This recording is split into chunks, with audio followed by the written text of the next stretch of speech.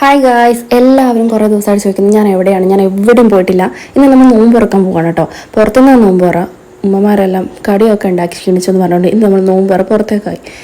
Bank കൊടുക്കാൻ കാത്തിരിപ്പാണ് നിങ്ങൾ ഈ കണ്ടുപിടിക്കുന്നത് ഗൈസ്. ഷമിയുടെ അങ്ങേ നെല്ലിപ്പലക്ക് കിട്ട ഒരു നോമ്പുകാരിയുടെ വ്യതയാണ് ഈ കാണിക്കുന്നത്.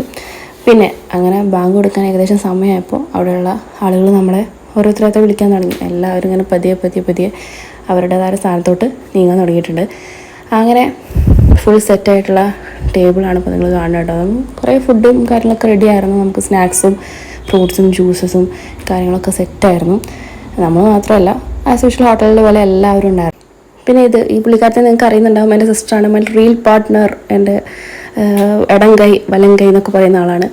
അങ്ങനെ ഉമ്മമാരൊക്കെ സെറ്റായി നോമ്പ് തുറക്കാനുള്ള തയ്യാറെടുപ്പില്ല കേട്ടോ. പക്ഷേ അമ്മു എൻ്റെ മോള് അവൾ ബാങ്ക് വിളിക്കുന്ന മുന്നേ നോമ്പ് തുറന്നു കഴിഞ്ഞിരിക്കുന്നു. ഓരോന്നോരോന്നായിട്ട് കഴിച്ചു തുടങ്ങിയിട്ടുണ്ട്. അങ്ങനെ ഇത്ര ഐറ്റംസാണ് നമുക്ക് നോമ്പ് തുറക്കാൻ കിട്ടിയുള്ളത് കേട്ടോ. പിന്നെ നമുക്ക് കുടിക്കാൻ കിട്ടിയുള്ളത് വത്തക്കയുടെ വെള്ളമാണ്. പിന്നെ ഇതാ കട്ട്ലറ്റ് ഉണ്ട്, സമൂസ ഉണ്ട്, കുറച്ച് കട്ട് ഫ്രൂട്ട്സ് ഉണ്ട്, വെള്ളമുണ്ട്. ഇതാണ് അവർ നമുക്ക് തന്നത്. പിന്നെ നമ്മൾ കഴിച്ചത് മന്തിയാണ്.